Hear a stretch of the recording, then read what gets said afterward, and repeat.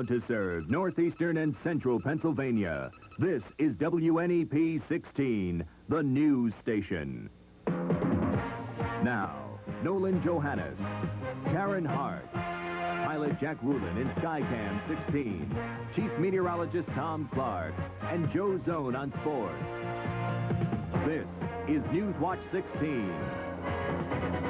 Good evening. It's now up to the president to decide whether flood victims in our area should get federal money to help clean up from Gloria. This afternoon, our state declared an emergency in the flooded areas of Lackawanna, Luzerne, and Wayne counties. And officials have asked the White House to declare a federal disaster here. Newswatch 16's Kathy Bellich is live now in Scranton with the latest. Kathy? Karen, Lieutenant Governor Scranton says that damage to homes alone in the flood-ravaged areas is totaling around $5 million so far. A good example is the Clarence Schick home here on Meade Avenue in Scranton, where the foundation was literally washed away, as you can see. Now, the Lieutenant Governor says there's no way the state has enough money to clean up that kind of damage. Lieutenant Governor Scranton told me at a news conference at the Watrous Armory in Scranton today he needed a good assessment before making the move to ask for federal disaster money, and he feels that now he has it.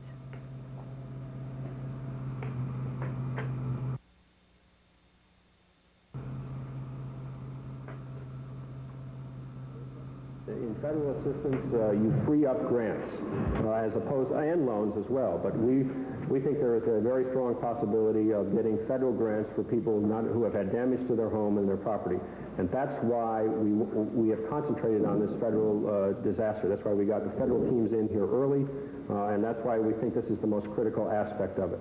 Lieutenant Governor Scranton says he is confident federal assistance will come. Other emergency officials say Pennsylvania is in line with all the other states who were hit hard by Hurricane Gloria. After the news conference, Lieutenant Governor Scranton and other emergency officials took a drive through the hardest hit areas in Scranton and other parts of Lackawanna County and told flood victims that they will get help. Now, state emergency officials tell me it could be 2 weeks before the federal government decides what is a disaster to these people is a disaster to the federal government. Now, Clarence Schick lives at this home where the foundation was literally washed away by the floodwaters. Mr. Schick, what is your reaction to the governor now going to the federal government for emergency disaster money? I'm all for that because he's going to help me out. Is there any way you could afford to pay for this damage on your own? No. No way. No way. No way. Are you on a fixed income, I assume? And was there any estimate given to you as far as how much these repairs are going to cost? No, nothing, no. Okay, thank you very much. Nothing, so I don't know. Thank you very much, Clarence Schick, who lives here on Meade Avenue in Scranton. Kathy Bellich, live with the Instacam for Newswatch 16 in Scranton. Thank you, Kathy.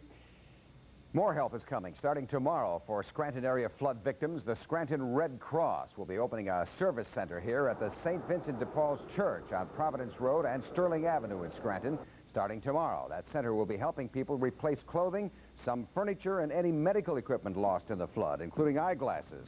The Red Cross will also hand out cleanup kits for people needing them.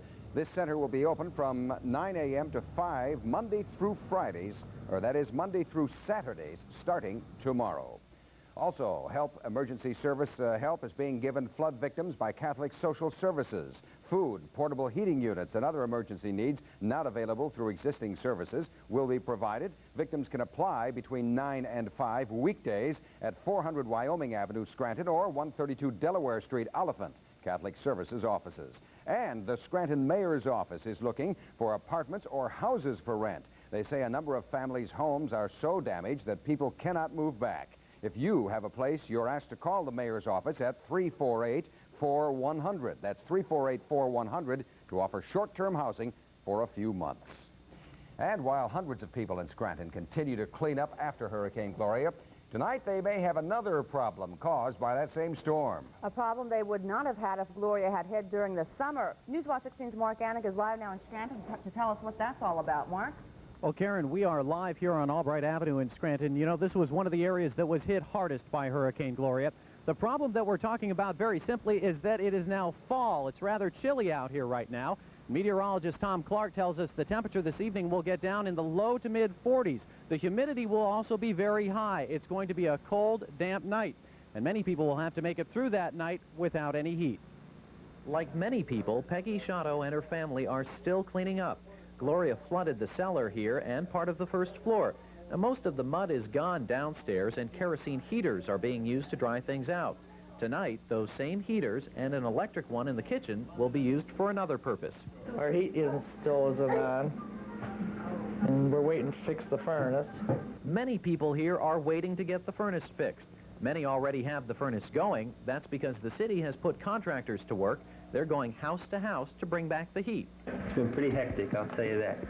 We're trying to get as many of these people back online. We're trying to get the older people with children, you know, and things like that. A lot of people here are really hurting, you know that, and I feel bad for a lot of these people. Foley and others have been working all day, but he says there's no way they can get to everyone. What are you going to do tonight? I mean, it's supposed to be like low 40s.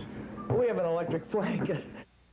Many people will have to resort to that electric blanket. As we mentioned, a lot of people in this area won't have heat this evening. The city is recommending a number of things. They say if you don't have heat in your home and it's too cold to stay there, maybe you can try to spend the evening with relatives or with friends. If you don't have that option, the city is still making available the Scranton Inn Town on Franklin Avenue and the Hotel German in the central city. Flood victims can show up at those hotels and spend the evening there. Mark Annick, Newswatch 16, live with the Instacam in Scranton. Nolan, Karen?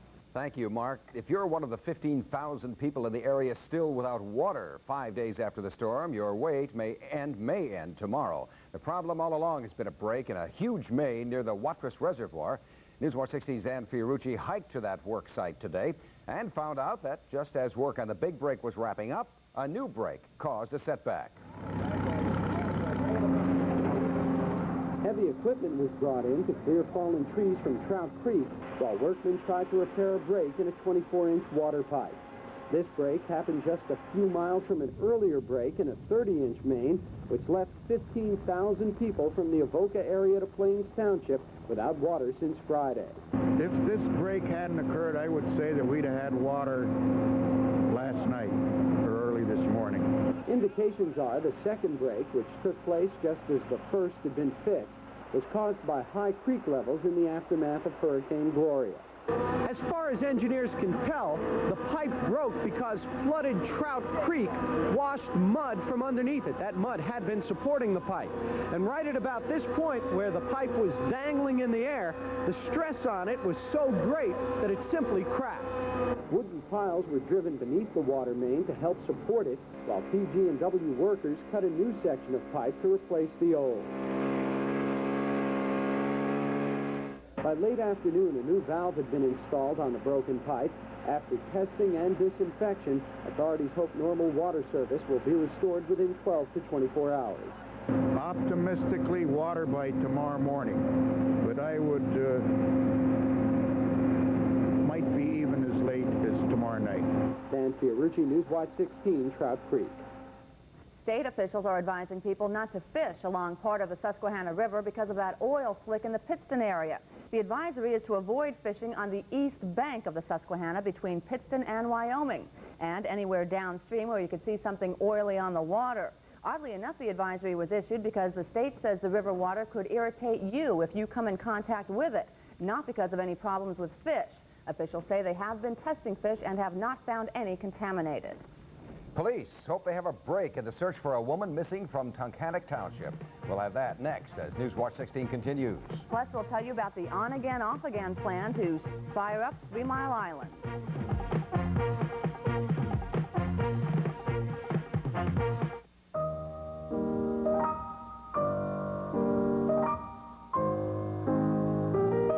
Riazzo, coming October 7th. Hey, Catfish. Hey, Dwight. That curveball of yours, how did you get it to drop so far? Let me show you, kid. First, you take a cold Diet Pepsi. Icy cold. Then you slide your fingers down the side. And then let her rip. Hey, Catfish. That's illegal. Not for me, kid. I'm retired. Diet Pepsi, the one-calorie choice of a new generation. The highest court in the land has given the okay to restart the undamaged nuclear reactor at TMI. The idea to fire up 3 Mile Island's Unit 1 reactor has been bounced around in the courts for some time. A citizens group, 3 Mile Island Alert, wants to block any restart at the nuclear power plant here in Dauphin County. It took its case all the way to the U.S. Supreme Court. Today, the court ruled Unit 1 can be restarted immediately. Unit 2 suffered our country's worst commercial nuclear accident back in 1979. Still, it may not be the final word. The justices could eventually agree to hear a formal appeal by the citizens group. TMI officials say they don't know yet when the plant outside Harrisburg will be restarted. Our chief meteorologist, Tom Clark, is looking a little blue over the gray skies overhead. Yeah, damp and chilly out there today, Tom. Too damp, too chilly. 20 degree drop from yesterday. 23? About 20. Ooh. That's a good drop. Mm-hmm. I'll tell you if it's going to warm up, though, for the weekend when we come back. Introducing a high-performance machine for your office. Canon's NP7550 copying system. 0 to 50 in 60 seconds flat. Automatically shifts to the right paper size. Zooms up and down. Does two-sided copying from two-sided originals and sorting all automatically. That's why Canon's NP7550 is the automatic choice. So step on it. You've got deadlines to meet. Two names you can trust. Golden Business Machines and Canon.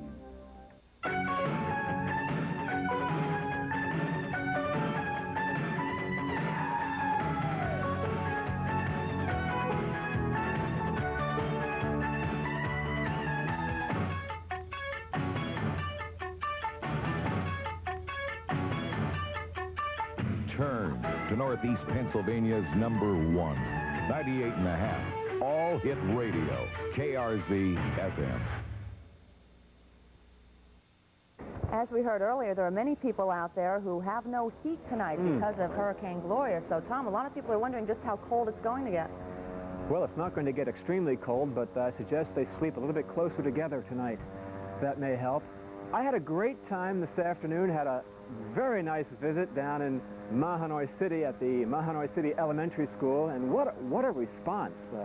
For a minute, I thought I was Bruce Springsteen. The kids were going crazy, and look at this incredible job they did here. This giant poster, rain or shine, Mahanoy area loves WNEP TV.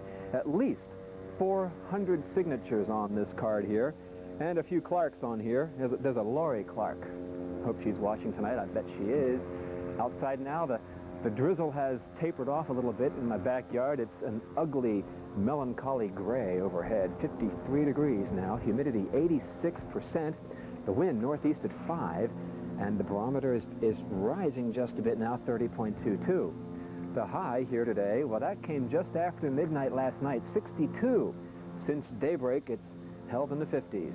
52 the low so far today. 91 the record high set back in 27, 55, and 44, the range 1 year ago. Oh, the Ducks got a kick out of today's weather, no doubt about it. That at Shikellamy State Park near Sunbury. This latest satellite view, a close-up of Pennsylvania, shows what's going on. A lot of clouds in the east. Nice out in the western counties of Pennsylvania now where the sun is shining. But the problem is that we have a front right about there that is not moving. And that's because winds up between 20 and 40,000 feet are blowing just about parallel to that front. And so it's going to kind of keep the moist air in our area for the next few days.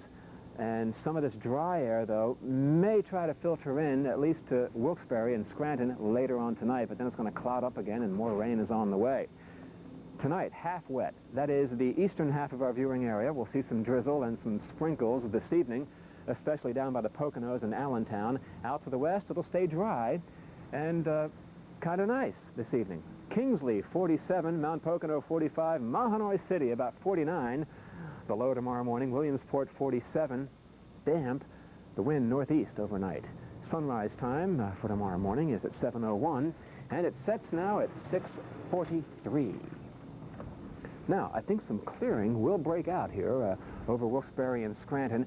Later on tonight, it'll stay cloudy south and east of the area, some fog in the highest elevations, some sun tomorrow, but then the clouds will thicken back in again. I think some rain will come in tomorrow night into Friday morning. Nothing too heavy at this point, 61 for the high on Friday. The rain should taper off for the football games Friday night.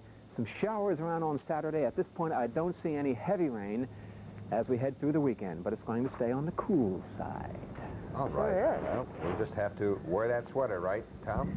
Keep it Keep it tight, yeah. Okay, thanks. Thanks, Tom. The Sports Watch is next with Joe Zone and a look at the late-inning dramatics that tightened up the race in the National League East. Plus a look at the top women's field hockey team in the country.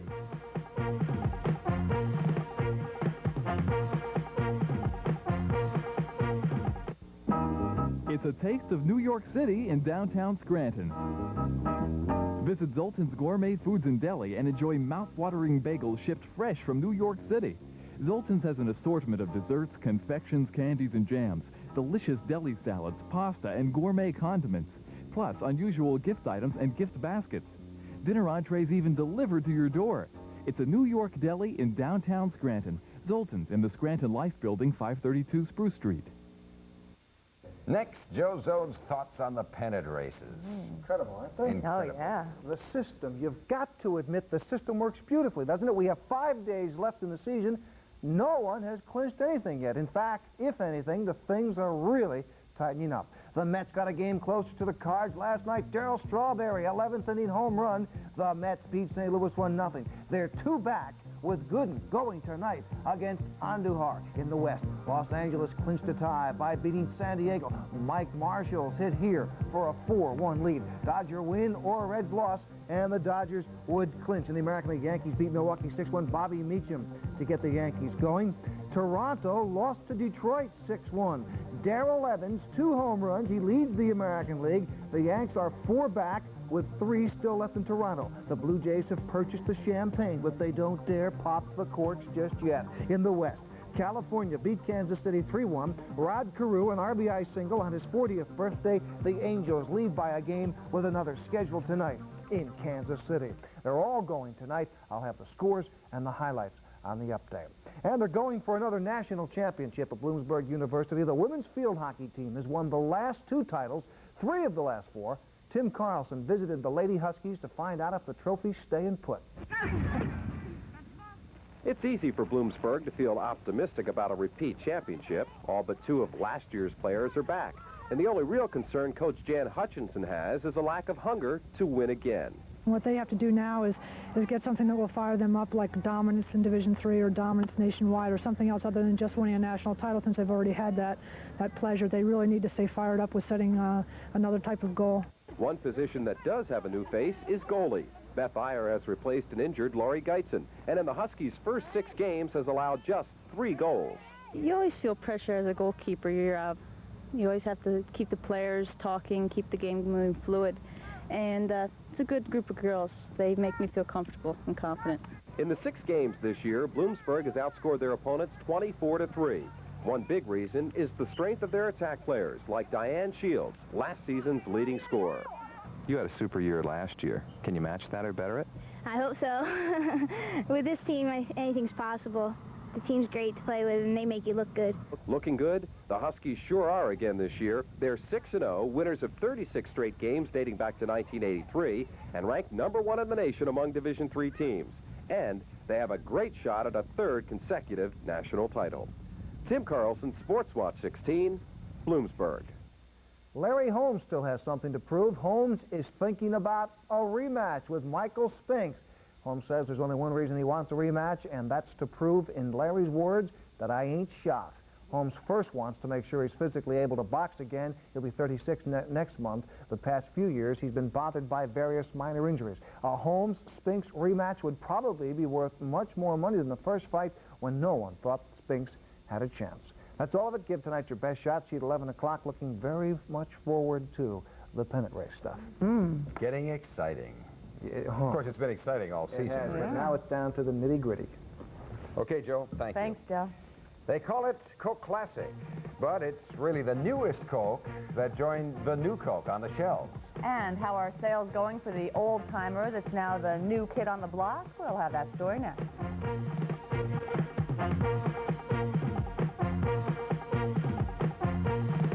Excuse me, of all the tough cleaning jobs you'd use Top Job for, what's a really tough one? The range. It gets splattered with greasy dirt. Right, but greasy dirt also gets on walls. Yeah. And cabinets. Uh-huh. Appliances. No wax floors. That's practically all over. Yeah, just look. On the toughest baked-on greasy dirt, Top Job outcleans ammonia and leading lemon cleaners. Since Top Job job cleans so much, so well. Wouldn't Top Jobs be a better name? Cherry Coke, just out and outrageous. Cherry Coca-Cola. Check it out and find out. Taste is what it's all about. Outrageously smooth, outrageously light. Cherry makes it wild, Coca-Cola makes it right. Cherry Coke, outrageous. Cherry Coke, outrageous. Finally, tonight, it's time to pop the question. Do you like the old or the new? Coke, that is. A new survey shows that Coca-Cola drinkers prefer the old Coke Classic to the new Coke. Well, Newswatch 16's Valerie Devine went to Sunbury today to find out which Coke sells better there. of Coca-Cola. It's a hit. It's a Coke. Coke is it. But after 4 months of being on the market, the question is just how big of a hit is the new Coke? According to a survey of Coke drinkers across the country, not big at all. In fact, the survey says Coke Classic is outselling the new Coke by as much as 9-1. Coke Classic is the old Coke just recently reintroduced. Here at Brewers Outlet in Sunbury, Coke Classic is the customer's choice. I bought the new Coke when it first came out, and we tried it, and none of us liked it. So I went back to the Classic Coke. Coke Classic is also a big seller in many grocery stores. Here at the Banana Mart in Sunbury, Old Coke is winning hands down. Classic Coke's outselling the new Coke about 3-1 margin, and people definitely don't like it. In fact, we're thinking about phasing out new Coke in our store. So whether you like the old Coke, the new Coke, or for that matter, if you like Diet Coke or Cherry Coke, Coca-Cola says it's happy with the business it's getting. In fact, it kind of enjoys having people argue over which one of these is the best. Valerie Devine, Newswatch 16, Sunbury. And that is Newswatch 16 for tonight. Be sure to join us tonight on The Update when we'll tell you why police say truckers were getting more than a rest at a rest stop in our area. World News Tonight is next with Peter Jennings from Paris. For the team, thank you for joining us. Enjoy your evening.